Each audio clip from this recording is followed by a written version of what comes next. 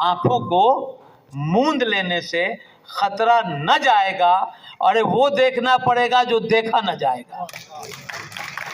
ये मैं इशारे में आपको बोल के जा रहा हूँ कि मुत्तहिद रहिए, एक तरफ रहिए, अपने किसी एक को अमीर चुनिए और अमीर के साथ उसकी बात मानिए, और आने वाले दिनों में आप कीमत पर बिहार सरकार के आंखों में धूल झोंकने वाले लोगों को और कागज पर मदरसे चलाने वाले लोगों को बख्शुमारिश हैं 2459, अगर ठीक से जांच कर लिया जाए तो शायद 2400 मदारिस डिफॉल्टर में। कागज़ों पर बने मदरसों को बख्शा नहीं जाएगा। बताते चले बिहार मदरसा बोर्ड के चेयरमैन सलीम परवेज साहब आज दरभंगा के चंदनपट्टी मानू में पहुंचे और वहां अपनी बेबाक बात भी रखा, और काम करने के अंदाज को देख करके मौजूदा दरभंगा ज़िला के तमाम मदरसा के प्रिंसिपल आए तो समझ भी गए होंगे और उनको अब समझाने की ज़रूरत नहीं होगी। तालीम नौबालिगन का कार्यक्रम रखा गया था चंदनपट्टी में, जहाँ पर दरभंगा के मदरसा के तमाम प्रिंसिपल और पूर्व केंद्रीय शिक्षा मंत्री असफ फातमी, दरभंगा केवटी के पूर्व विधायक फराज फातमी, दरभंगा जिला के कई जिला परिषद और नज़ीर अहमद अंसारी और तमाम लोग मौजूद थे। बताते चले आज इस ख़ास मदरसा के तमाम बैठक में उन्होंने कह दिया कि जितने भी मदरसे कागजात पे उन्हें बख्शा नहीं जाएगा और जो उनका हक़ है वो भी उन्हें मिलेगा। साथ साथ उन्हें कहा कि दीन तालीम के साथ साथ दुनिया भी तालीम बहुत ज़रूरत है आज के दौर में। तो मॉडल मदरसा बहुत जल्द दरभंगा का, पूरे बिहार का दिखेगा। आइए आपको सुनाते हैं तकरीबन 15 मिनट उन्होंने स्टेज से वो बातें कहीं जो शायद ही बिहार मदरसा बोर्ड के किसी चेयरमैन ने आज तक कही होगी। मुझे भी एक जगह और जाना है, मुझे देखते हुए आदमी से प्यार कीजिए, खुद पे एतबार कीजिए, माहौल खुशगवार आएगा, थोड़ा इंतज़ार कीजिए। आज आप सब लोग आए और तालीम नौबालिगान की वो तमाम मोहतरमा जिन्होंने अपने कारनामे को अंजाम दिया और जो नौबालिगान का जो एम्स एंड ऑब्जेक्टिव है उसको एंड यूज़र तक पहुंचाने की कोशिश की, और जिसकी रूह रवां मैडम कृति हैं, मैं उन्हें भी मुबारकबाद देता हूं कि वो यहाँ आई पटना से चल के। फातमी साहब हमारे बड़े भाई, उन्होंने अपनी बातें रखी और मैं बहुत ज़्यादा कुछ नहीं कहते हुए चंद मसलों पे बात करूंगा। हालांकि फातमी साहब के लिए मैं शुरुआत में ही 4 लाइन कह देता हूं जो इशारतन आप लोग समझेंगे। फातमी साहब आप तो बड़े भाई हैं हमारे। जब मैं आप सऊदी अरब से जब लौटे थे तो मैं सऊदी अरब गया था। आदमी से प्यार कीजिए और ख़ुद पे एतबार कीजिए। आदमी से प्यार कीजिए और ख़ुद पे एतबार कीजिए, माहौल खुशगवार आएगा, थोड़ा इंतज़ार कीजिए।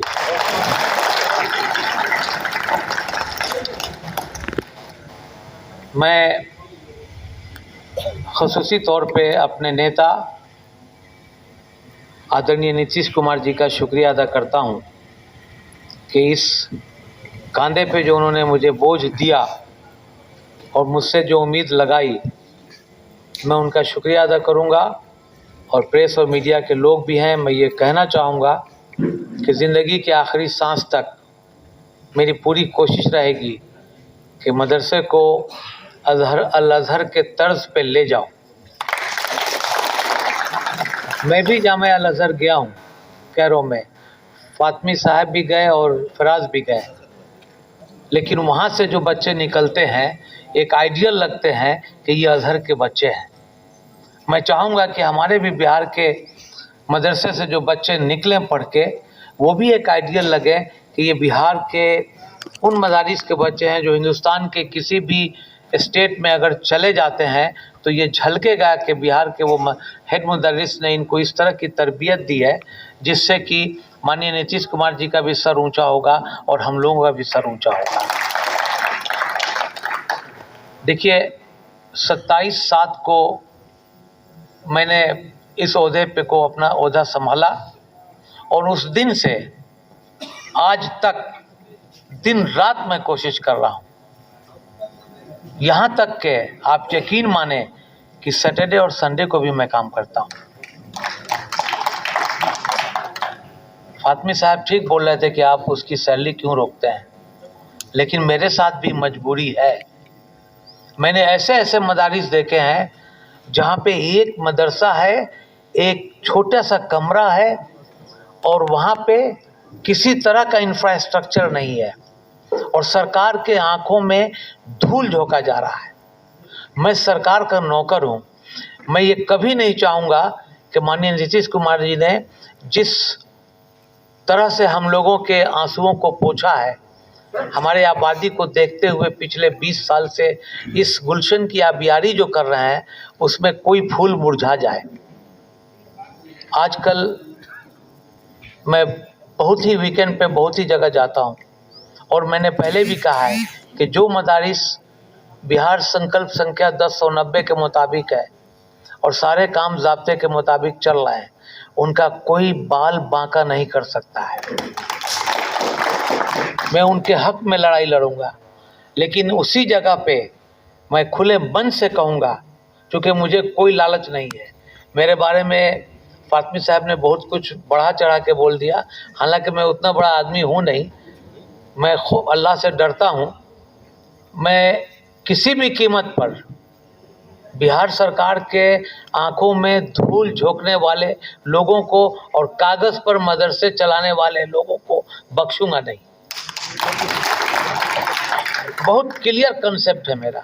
आपका जो भी काम है, मैं आपको एक डिटेल बताता हूं। जब से मैं इस ओहदे पे आया हूं, मैंने सबसे पहले काम किया है कि जो अनुकंपा, जिसको कंपनसेशन ग्राउंड कहते हैं, उसमें जिन लोगों ने अपने ड्यूटी पीरियड में वो इंतकाल कर गए, उनके वारिसान को, उनके वारिस को जो जगह मिलनी चाहिए, उसके लिए मैं बिहार सरकार से परमिशन ले लिया हूँ। और अगले महीने तक बिहार में जितने भी मदारिस हैं और जिसके अनुकंपा का मैटर पेंडिंग है, एज ऑफ टुडे, मैं यकीन दिलाता हूँ कि अगले महीने से उन तमाम लोगों की तकर्रुरी की जाएगी। दूसरी बात कि जो लोग, जिस मदरसा में जितनी जगह खाली है उसको पूर्ण करने के लिए हम पिछले हफ्ते आदरणीय के पाठक जी से मिले। 2 घंटा 20 मिनट फातमी साहब मैंने डेमोन्स्ट्रेशन दिया अपने मदरसा के हिस्ट्री के बारे में और जो कारनामे हम लोगों ने किया, जिसमें कीर्ति मैडम, उसमें नौबालिगान जो है, तालीम नौबालिगान, वो भी उसमें मौजूद था। 2 घंटा 20 मिनट मेरी बात सुने और हमने अपनी तमाम मजबूरियाँ रखी और he was very positive with Madrasa board. और उन्होंने कहा कि जिन टीचरों की बहाली है आप हमें डाटा दीजिए और उन लोगों के लिए मैं कोशिश करूंगा कि अपने तरफ से कुछ टीचर दे दूं ताकि मदरसे में पढ़ाई जो है ज़ाब्ते के मुताबिक वक्त पे हो। तीसरी बात, जो निमावली की बात आप कर रहे थे शाहबुद्दीन साहब, निमावली मेरी उसमें अमेंडमेंट होने वाली है, बट अचानक हमारे CS चीफ सेक्रेटरी साहब की तबीयत ख़राब हो गई और वो एयर एम्बुलेंस से दिल्ली ले जाए गए और वहाँ से उनकी तबीयत अब बहाल हो गई है। वो अब जॉब पे आ गए हैं। कल ही जुमा के दिन मेरी उनसे बातचीत हुई। हमने कहा कि निमावली पे मुझे कुछ अमेंडमेंट करना है, तो उन्होंने अब्दुल सलाम साहब का नाम लिया कि आप उनसे मिल करके निमावली को चेंज कीजिए, उसमें संशोधन कीजिए और संशोधन करके संक्षेप में मेरे पास लेके आइए एंड मैं अपने स्तर से आई विल एक्सपीडाइट। तो निमावली भी मैं काम कर रहा हूँ।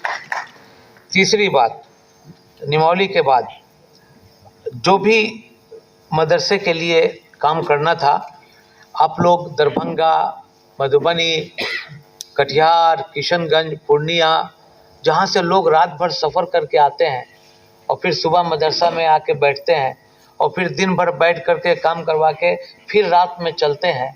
अब तो नीतीश जी के सरकार में पिछले 15 साल में जो उनकी अचीवमेंट हुई है वो ये कि 4 घंटे में हम समझते हैं कि दरभंगा से लोग पटना पहुंच जाते हैं और सेम डे लौट भी जाते हैं। लेकिन उस वक्त को भी कम यूज़ किया जाए। मैं हेल्पलाइन एक नंबर ईजाद किया हूँ, एक दिया हूँ, एक लॉन्च किया हूँ, जिसमें आप अपनी परेशानी व्हाट्सएप पे भेजिए, वॉइस मेल पे भेजिए। हम लोग आपके उस एप्लीकेशन को डाउनलोड करके उस पे कार्रवाई करेंगे और आपके दिए गए नंबर पे जवाब देंगे, ताकि आपका काम आसानी से हो जाए। तीसरी बात कि आप लोगों से जो आप लोगों की शिकायत है डीओ के थ्रू, मैं पिछले दिनों बिहार के तमाम डीओ जो हैं उनको मैंने पत्र लिखा है और मेल भी जा रहा है कि you must have to expedite my papers in a week time. आप जितना जल्दी हो 1 हफ्ते के अंदर मेरा रिपोर्ट दे दें। और जो 609 कोटी की बात कर रहे हैं, वो मामला आपका कब का हल हो गया होता, लेकिन अलाउद्दीन बिस्मिल वर्सेस बिहार स्टेट का एक केस था जिसमें आप लोगों के तमाम मदरसों का फिर से जांच हो रहा है। और मैं अपने सेक्रेटरी साहब से जानकारी ली, कल शाम में वो 50 फाइल ले करके फिर विभाग में गए थे जो मांगी गई थी। मैं अपने विभाग से डायरेक्ट संपर्क में हूँ और इसी के लिए एडिशनल चीफ सेक्रेटरी से मेरी मीटिंग हुई ताकि हम दोनों एक दूसरे को पहचान जाएं और हमारा काम निकल जाए। तो मैं एक अंग्रेजी में एक कहावत है, Rome was not built in a day. Rome जो मुल्क है वो एक दिन में नहीं बना था, सैकड़ों साल में बना था। लेकिन मैं यकीन दिलाना चाहता हूँ कि जिस ईमानदारी के साथ, जिस लगन के साथ मैं काम कर रहा हूँ, मैं समझता हूँ कि बहुत जल्द ही 2-4 काम हमारी जो है वो ट्रैक पे आ जाएगी और रेल जो है फिर पटरी पे चल के दौड़ने लगेगी। बातें थी। अब आप लोगों की बात, मैं जब शुरू में आया तो मेरे लिए एकदम नई फील्ड थी। अली अशरफ फातमी साहब ने कहा कि हम सऊदी अरब में काम करते थे किसी ज़माने में। एक बार ज़रूर कहूँगा कि जितने मदारिस हैं 2459, अगर ठीक से जांच कर लिया जाए तो शायद 2400 मदारिस डिफ़ॉल्टर में चले जाएंगे। उनके पास कागज़ नहीं है, बिहार संकल्प संख्या 1090 को वो फुलफिल नहीं करते हैं। लेकिन मैं शुक्रगुजार हूँ आदरणीय नीतीश कुमार जी का कि जिन असातिज़ा को 3000, 1500, 2000, 25 मिलते थे, आज कम से कम 30,000 से लेके 70,000 तक सैलरी मिलती है। ये काम नीतीश कुमार जी का है। इसलिए मैं आपको ये कहना चाहूँगा कि तारीख के पन्नों को उठाकर देखिए, जितने भी साइंटिस्ट गुजरे हैं वो सब पहले मुस्लिम थे।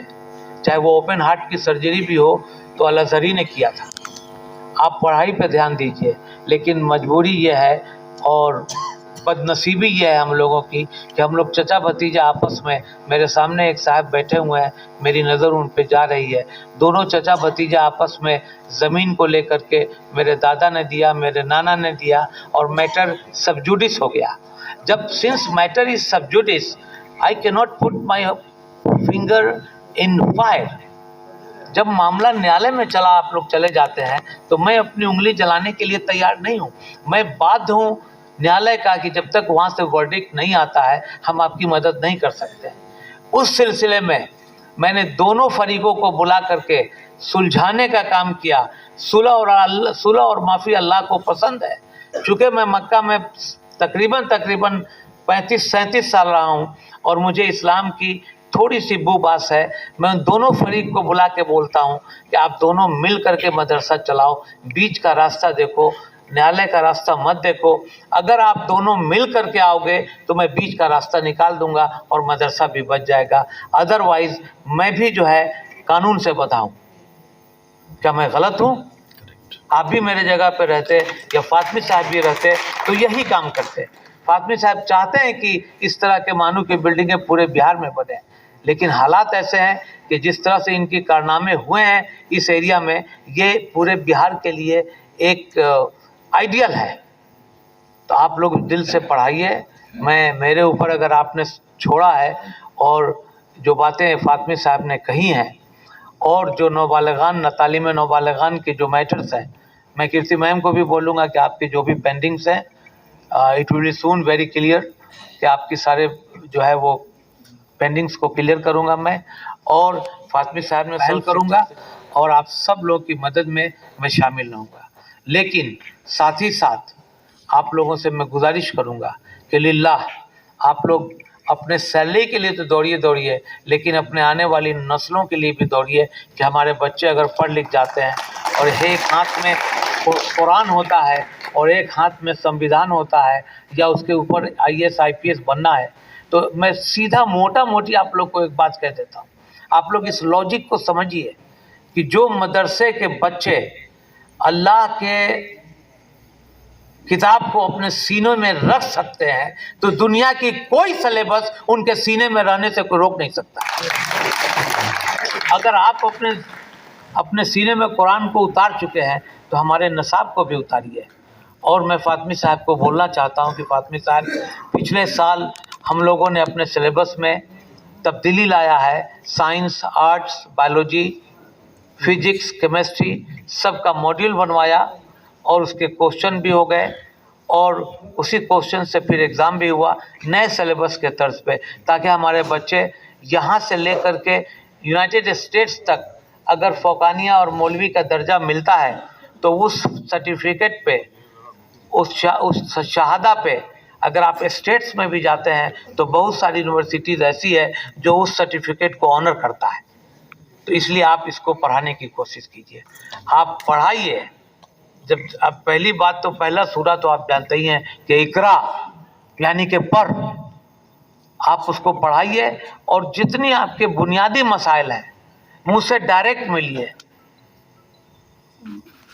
फातमी साहब ने इशारा भी कर दिया था कि किसी तरह की इनको किसी चीज़ की ज़रूरत नहीं है। अल्हम्दुलिल्लाह मैं अपने जगह पे अल्लाह को हाजिर नाजिर जानते हुए मदरसे में ठीक ढंग से काम कर रहे हैं और बहुत सारे मसले कोर्ट में कम हो गए हैं। मैं ऑन स्पॉट सुलह कराता हूँ और काम करना चाहता हूँ। और जो भी सुझाव आपने दिए हैं, चाहे वो शाहबुद्दीन साहब हों या खादिम हुसैन साहब हों, आप यकीन मानिए कि मैं उस पर गौर करूँगा। अब जैसा कि आप लोगों ने कहा कि हमको मेडिकल फैसिलिटी चाहिए, हमको जो है वो TADA चाहिए, ऐसी मांग कोई नहीं मांगिए जो बिहार बोर्ड में भी नहीं मिलता हो। बिहार बोर्ड में भी TADA नहीं मिलता है। मेडिकल फैसिलिटी जो BPSC करके आए हैं उनको भी नहीं मिलता है और आप उसकी मांग कर रहे हैं। आप ये मांग कीजिए हमसे कि हमारा किस तरह से सैलरी बढ़े और किस तरह से मदरसे में इल्हाक ज़्यादा हो, ताकि हमारे एफिलिएशन ज़्यादा हो, हमारे बच्चे पढ़ें।